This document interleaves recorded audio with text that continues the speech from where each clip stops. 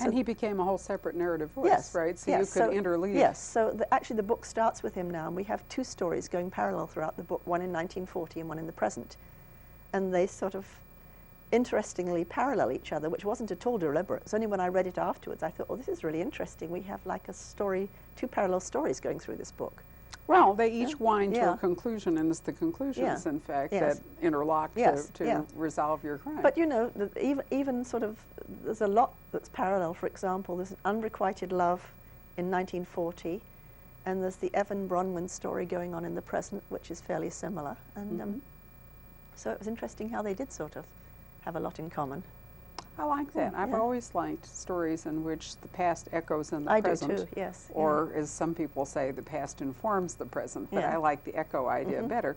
You know, especially in small communities like that, where, you know, there's a generational continuity, I think the past is always part of the present. Yes, yeah. And people don't really get to come there and reinvent themselves in the same way that our American, I mean, Phoenix is a city where not many people are native. Yes. And, you know, it's rife with opportunities to come here and reinvent yourself, leave things behind. And there's really, you pretty much have to take people at face value, because it's difficult to know who or what they might have been. There's a lot of possibilities for crime, in fact, in that. I think it's true for the whole American West. I mean, they say that all the rejects from Europe were kicked out and went to America, and everybody who was kicked out of the East Coast went to the West Coast. So, you know, we've got the West Coast as everybody who's come there can be who they want to be. Sure, it's a lot about opportunity. I remember my friend Dana Stabenow, who writes about Alaska, which today is the last frontier,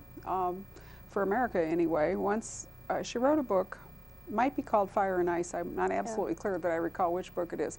But she has a far-right religious cult, and then she has some far left-leaning people. Yes. And she pointed out to me that a frontier is where the far right and the far left, in fact, both can come and prosper and sometimes clash, because it attracts people who don't really fit the mainstream. Yes. But they can be extreme in different ways.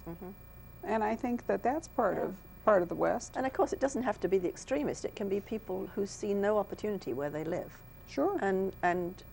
And there's opportunity in the West to do things that wouldn't be allowed or wouldn't be available to them on the East Coast. Well, there's more space. It's a more mobile society, and it's a very cross-cultural society. Yes, I find it interesting that some Eastern cities today are becoming far more cross-cultural. If you go back to New England, you can find Vietnamese communities, you can find serious Hispanic communities and things. So it's not just in the West, but for a long time it was more homogenous in the East. Yes. And the West, you know, if you go to New Mexico, you know, you had Hispanic, you had Anglo, you had Indian, you had just all manner of religions and cultures and languages and everything all Well, New Mexico about. seems to have done it very well, don't they? They seem to have blended it into one nice, you know. I love New Mexico. I do very much so. And it's much more Hispanic. Arizona, I think, has a more strongly Native American. But nonetheless, you know, it has been a fabulous era to write about and an area to write about. But you're dealing with a completely different. I'm dealing with an area where everybody knows what your grandmother did. Right. And if your grandfather had got drunk and staggered into chapel one day, that's going to be on your shoulders. You know, it really is the sins of their fathers, and very hard to escape from who you are. Of course, the problem with North Wales at the moment is there are no jobs for the young. You know, the slate industry is completely closed. The fishing industry is completely closed. The only jobs really are in the tourism industry, which obviously is blossoming at the moment. And there's kind of a preservation industry. When I was in Conway, is it pronounced Conway? Yeah, Conway, yeah. Because there's a particularly nice castle there. Yes, there is. And it's also near those wonderful gardens whose name I never can recall. Yeah. But anyway, I was doing a tour. I'd been through the castle a time or two. And there are still city walls in Conway around the harbor. And so I was having a little walk around the city walls, and I sat down. And to my surprise, this man came up and sat next to me. And it turns out that he is the city mason, and his job is to keep the walls of the city of Conway in good repair. And one of the things we talked about was the fact that it's a lost art. Yes. So, you know, there's not anybody much who wants to serve as an apprentice. It's a low pay, job. There's a lot of hard work involved in working with masonry. Yeah, yeah. And so part of his difficulty was in trying to establish like a little school for people to come after him, so there would be somebody to keep the fabric of the city in good repair. But from that I learned that the city funds all this, and I presume takes the money in part from tourist revenues. Yeah. It was also the National Trust that, you know, but he didn't work for the National Trust. He actually worked for the city, because the National Trust is a whole different industry. Yeah. But you know, it stretches further than that, because if you drive through the countryside of Wales, you'll see that every field is separated by a dry stone wall. True. That's a lost art. Apparently, it's, you know, there is no mortar in these walls. They know how to put the stones together so they don't fall down ever. Nobody's learning to do that anymore. So as the walls disintegrate, what's going to happen? Well, it's difficult to say, but I mean, there is some possibility of some jobs being developed for people who want to maintain some of these old things. But I suspect also that for an awful lot of kids, this is just boring, boring, boring, and there's no excitement. Well, especially because the village life traditionally has been very boring, you know, and that whole Puritan mentality that you don't sing only in chapel, you know, and you don't get drunk. And, you know, when I was a child, all the pubs closed on Sundays. And, because of the chapel influence. Yeah, and only if you were in the know, you'd go from the back door of the chapel and you'd cut through the shortcut and you'd go into the back door of the pub. But there'd be no lights in the front of the pub. But until recently, I think there are a couple of communities that are still closed on Sunday because they vote it. Most places now, the pub is open certain hours on Sunday.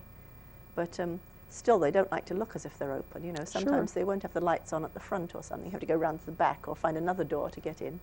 So you've got that traditional, you know, that puritanical tradition that you're not supposed to have fun. Life is supposed to be hard.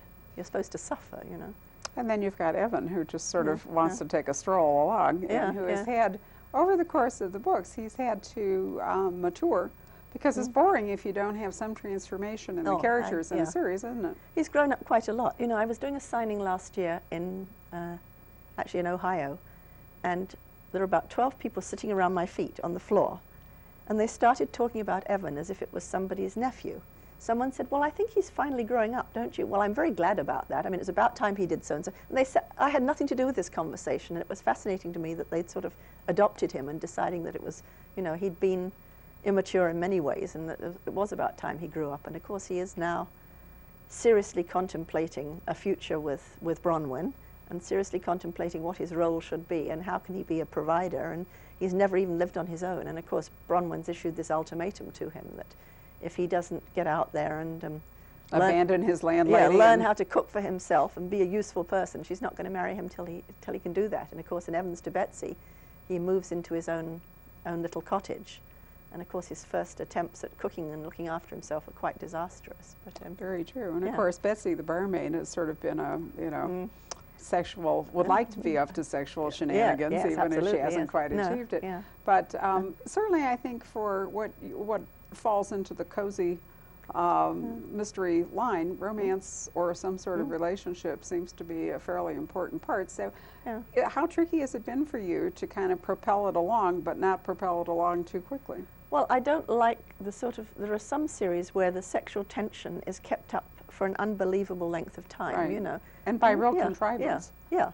I mean, obviously, at the beginning of this series, Evan wasn't ready for any sort of long-term relationship. He'd come from a pretty traumatic background. His father has been shot and killed, and who was a policeman down in Swansea.